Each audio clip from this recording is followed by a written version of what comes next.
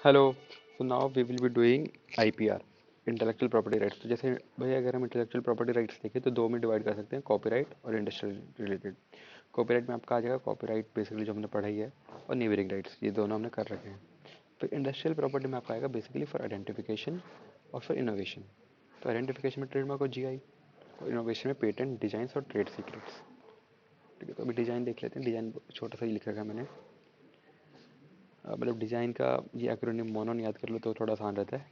मोनोन क्या basically manufacturable, मतलब जो फीचर्स क्या डिज़ाइन के क्या होना चाहिए, ये वो है मोनोन। मैन्युफैक्चरेबल होना चाहिए, ऑर्नामेंटल, नॉट ऑब्वियस। तो ये तीन मेजर फीचर्स हो गए। ठीक है, मैन्युफैक्चरेबल क्या बोलता है, applies through an industrial process, मतलब किसी इंडस्ट्री के थ्रू अप्लाई होना चाहिए। ऑर्नामेंटल क्या बोलेगा कि आँखों को अच्छा लगना चाहिए। तो इसके दो तीन मैंने चीज़ें यहाँ पे लिख रखी है, ऑर्नामेंटल में आ गया। और नॉट ऑब्वियस, मतलब नॉट न्यू होना चाहिए कुछ। फिर रजिस्ट्रेशन मैंडेटरी है। Locarno classification is method of classification, जो कि डिज़ाइन के लिए होता है, और nice is use for trademark. ठीक है, this is a case of wheat. Wheat के जैसे पेट्रोल आता है ना, जिससे वीट अप्लाई करते हैं, तो उसका केस था कि ये डिज़ाइन उसे मिलेगा नहीं मिलेगा। तो यहाँ पे इसमें बोला कि प्रायर आर्ट इन पूरी दुनिया में देखेंगे, सिर्फ इंडिया में नहीं। जी जो हम देख बोले ना नॉट ऑब्वियस, ये पूरा वर्ल्ड में देखेंगे। तो ये इसलिए यहाँ पे नहीं मिला था। Apple versus Samsung case, again design के केस जो बहुत फेमस हुआ था कुछ साल पहले, 2018 में शायद। फिर section 22 is piracy, about piracy की क्या पायरेसी है, जब आप वही ट्रेडमार्क जैसे ही है, आपने अनऑथराइज यूज कर लिया, सिमिलर बना लिया वैसा। डिजाइन वर्सेज कॉपीराइट्स के 5 फीचर्स है। कंप्लीट मोनोपोली आपको मिलेगी, मतलब कॉपीराइट में तो एक्सेप्शन मिल जाता है ना सेक्शन 51 या 52 के अंदर।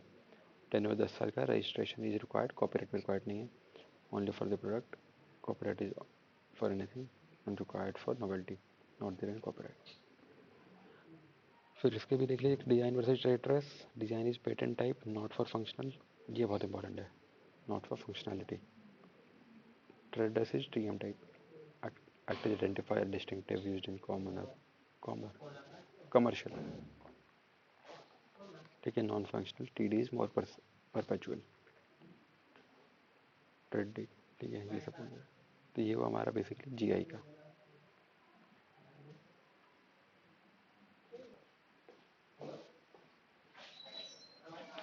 तो अब हम यहाँ पे देखते हुए पेटेंट देख लेते हैं। पेटेंट क्या है, ये ऊपर तो मैंने छोटे में पॉइंट समरी दे रखी है।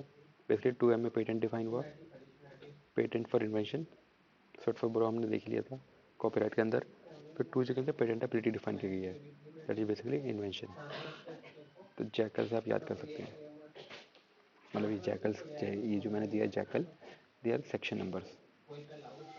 Inventive step is JA, industrial utilities AC, and novelties L, 2L। ठीक है, नोवेल्टी क्या है, दोनों में तीन तीन चीज़ें हैं इनकी डेफिनेशन में। ठीक है, नोवेल्टी क्या बोलता है, not anticipated, not in use, and not prior art. ये प्रायर आर्ट जैसे हमने डिजाइन यहाँ पे भी देखा ना, डिजाइन में वही। तो ये हो गया आपका नोवेल्टी, नॉट एंटिसिपेटेड, पहले ना सोचा हो, यूज में नहीं, प्रायर आर्ट ना हो। इन्वेंटिव स्टेप क्या है, 2J के अंदर है, 2JA के अंदर डिफाइंड है, नॉट ट्रिवियल, कुछ छोटा मोटा चेंज हो, जैसे जो हम एवरग्रीनिंग बोलते हैं, नॉट ट्रिवियल।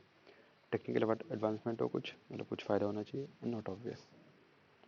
तो इसका केस है BP राधे का, where workshop is not invention. Industrial utility 2AC में डिफाइंड है, can be made on field, reproduce with same characteristics, मतलब बन सकता है ऑन फील्ड पे। फिर रिवर्स इन्फ्रिंजमेंट क्या होता है, reverse infringement test, revoke granted patent.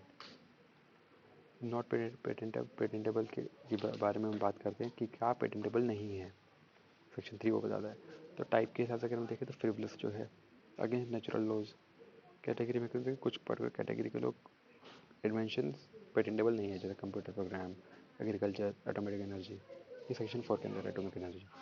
और साइंस की चीज़ें, mere discovery is not patentable, scientific principle is not patentable. अब मेयर डिस्कवरी क्या है, ये चीज़ मेयर डिस्कवरी है। Known substance, new property, new use, mere use of known process, तो new property, new use, new form, no enhanced efficiency, ये सब होगा मेयर डिस्कवरी। ठीक है। तो यहाँ पे इस एवरग्रीनिंग में नोवार्टिस का केस हमने देखा ही है। नोवार्टिस का केस बेसिकली क्या था, एक एंटी कैंसर ड्रग था जिसका थोड़ा एडवांस वर्जन बनाया गया था। तो पहले मेल बॉक्स सिस्टम था कि हम पहले प्रोसेस से प्रोडक्ट में ट्रांजिशन जब कर रहे हैं तो मेल बॉक्स सिस्टम हमने थोड़ा टाइम के लिए यूज़ करा था। उस टाइम पे नोवार्टिस के आया था। क्वेश्चन ऑफ डिस्कवरी था। तो यहाँ पे बात है कि एफिकेसी की, ये रहा ना एनहांस्ड एफिशिएंसी, तो इसकी बात यहाँ पे आई थी। तो efficiency depend on purpose, utility, function. Novartis argument क्या था कि बेनिफिशियल फ्लो है कि जो नया ड्रग है वो बॉडी में अच्छे से फ्लो कर रहा है, उसकी थर्मोडायनामिक स्टेबिलिटी है एंड मोर बायो अवेलेबिलिटी है। तो ये उन्होंने आर्ग्यूमेंट्स दिए थे, but Supreme Court said they are with respect to processability not related to efficiency. तो कंपनी ने ये आर्ग्यूमेंट्स दिए कि उनके नए वाले ड्रग में ये चीज़ें हैं, बट सुप्रीम कोर्ट ने कहा कि ये चीज़ें आपकी प्रोसेस से रिलेट करती है, एफिशिएंसी से नहीं। हैंस, और प्रोसेस हमने ऊपर कहीं पे लिखा नहीं है, हैंस इसको नहीं मिलेगा, ये एवरग्रीनिंग के अंदर जाएगा, इसे पेटेंट नहीं मिलेगा। ठीक है, राइट्स ऑफ पेटेंट होल्डर मतलब बेच सकता है, लाइसेंस कर सकता है, डिस्ट्रॉय कर सकता है, वो सारी चीज़ों के। कंपल्सरी लाइसेंस हमने देखा 84 से 96 के अंदर, उसकी क्या क्या चीज़ें हैं वो भी देख लेते हैं।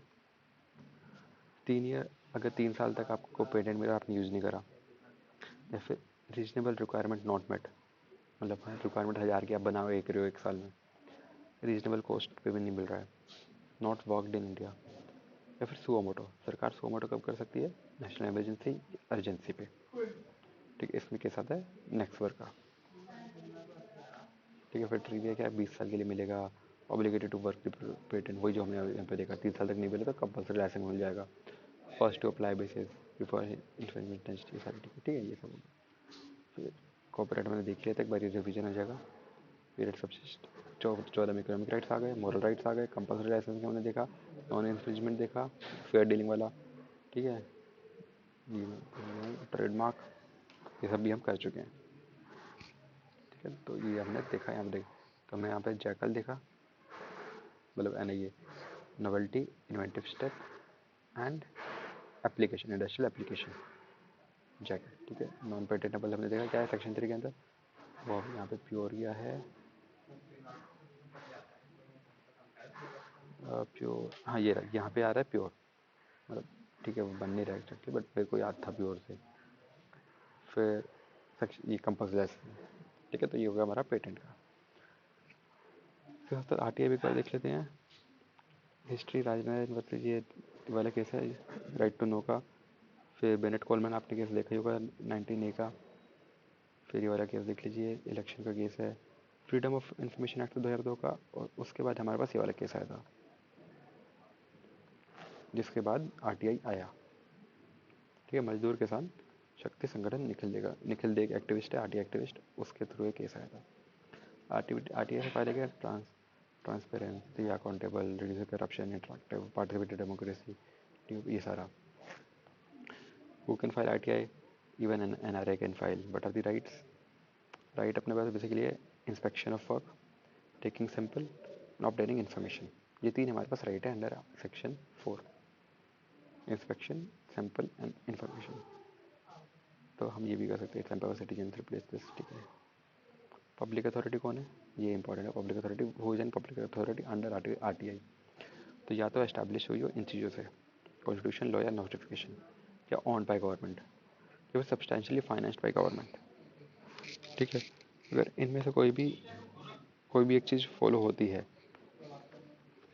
तो वो हो जाएगा पब्लिक अथॉरिटी।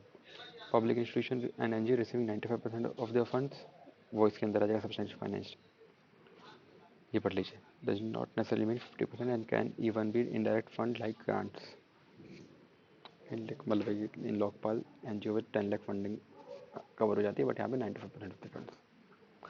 अदर अथॉरिटी के लिए कुछ केसेज हैं, Subhajit Sarabjit Roy, privatised public utility falls political party, सियासी ओरल जजमेंट 2013 के through. CJI Subhash Chandra Agarwal case. ठीक है, outside public authority, political party, private bodies, intelligence organisation, ठीक है। फाइल नोटिंग्स होता है, फाइल के ऊपर जो लिखा है वो आरटीआई के अंदर कवर नहीं होता है। फिर कुछ एग्जाम्पशंस हैं सेक्शन 8 के अंदर, जिसके आप इन्फॉर्मेशन नहीं मांग सकते। Personal information, national security, foreign relations, fiducial relationship bank का, डिमांड वालों, ट्रेड सीक्रेट, कैबिनेट मीटिंग्स, ये सब। फिर 2009 का अमेंडमेंट जो हुआ है वो तो आपको पता ही है, और इसके सक्सेस और issues. Success 3 crore RTI, every year 60 lakh application, 90% case are no appeal, मतलब सेटिस्फेक्शन होता है 90% केस में। विसल ब्लोइंग का काम करता है। During corona RTI for no beds, number of beds, state initiative, जानकारी, जन सूचना। देखो इश्यूज क्या है, UT does not have SIC, headless commission, no CIC since August, ये 2020 का डेटा है। हाँ, तभी मीन्स लिखा था अपन ने। हाँ, डिनाइल ऑफ इंफॉर्मेशन, तो ये ऐसा यूज होता है। Time consumed, nation does not want 75% of public staff to present 70% of the time in collecting and furnishing replies.